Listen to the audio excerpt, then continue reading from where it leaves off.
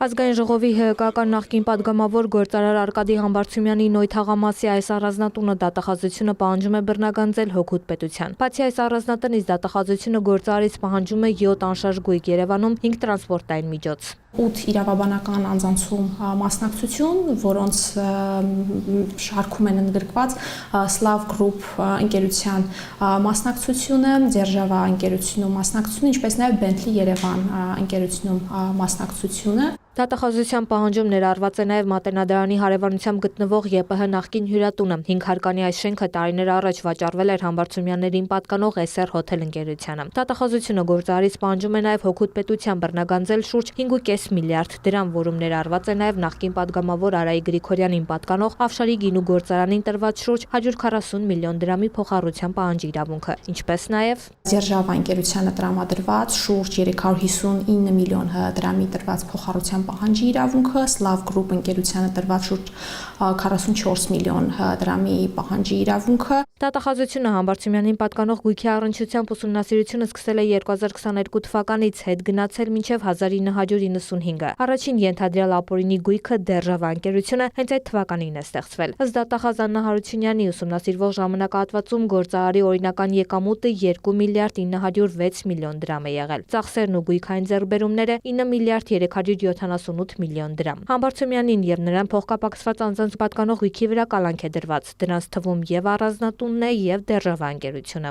Համբարձումյանի փաստաբան Էդգար Անդրեասյանը լուրերի զրույցում նշեց, հայցադիմումը ստանալուց հետո նոր դիրքորոշում կներկայացնեն։ Հայցը դատանում է եւ վարույթ է ընդունվել։ Բացի այս քաղաքացիական գործից գործարար Համբարձումյանն անցնում է նաեւ քրեական գործով մեղադրվում հարկման համար հիմք հանդիսացած փաստաթղթերում կեղծ տեղեկություններ ներկայացնելու, դրանք օգտագործելու, ինչպես նաեւ հայտարարագրման ենթակա խոշոր չափի գույքը չհայտարարագրելու համար։ Դատախազության թիրախում է նաև ՀԿ-ական նախկին պատգամավոր Արայիկ Գրիգորյանի ունեցվածքը։ Արայիկ Թեմուրի Գրիգորյանից եւ իրեն փոխկապակցված անձանցից պահանջվում է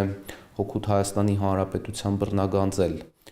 Երևան քաղաքում 5 անշարժ գույք, որոնցից 2-ը հին Երևանցու փողոցում, 1-ը Չարենցի փողոցում, 2-ը Լենինգրադյան փողոցում։ 6 գույք Ավշար գյուղում, 2 գույք Ծաղկաձորում,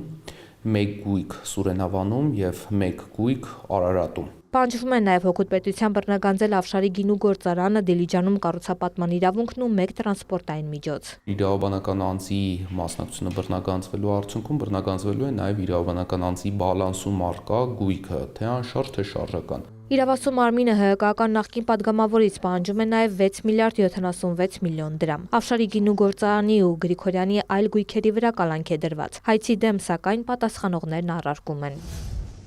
Դատախազությունը Արայիկ Գրիգորյանի մի շարք եկամուտներ հաշվի չի առել։ Արայիկ Գրիգորյանը հանդիսացել է Թարխոն կոոպերատիվի հիմնադիր, սակայն կոոպերատիվից ստացված եկամուտները հաշվի չեն առնվել ընդհանրապես։